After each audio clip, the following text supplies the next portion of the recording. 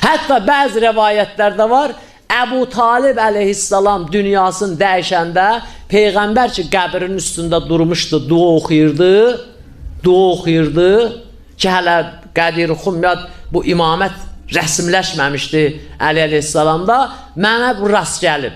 Düzdür, sənədini çox araşdırmamışam, siz də çox işitlərsiniz. Bir də onda gördülər, Həzrət Peyğəmbər ərin sürtür qəbrə belə nəsə deyir. Qulaq verdilər, gördülər, deyir ki, qul ibni.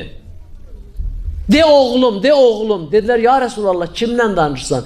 Deyir, Əbu Talibdən, Əli əleyhissalamın atasından.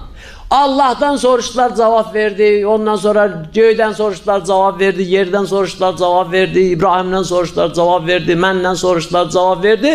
Və gəldilər, dedilər, imamın kimdir? Deyir, diyandı, mən ona buradan deyirdim ki, qul ibni, denən oğlum. Denən oğlum.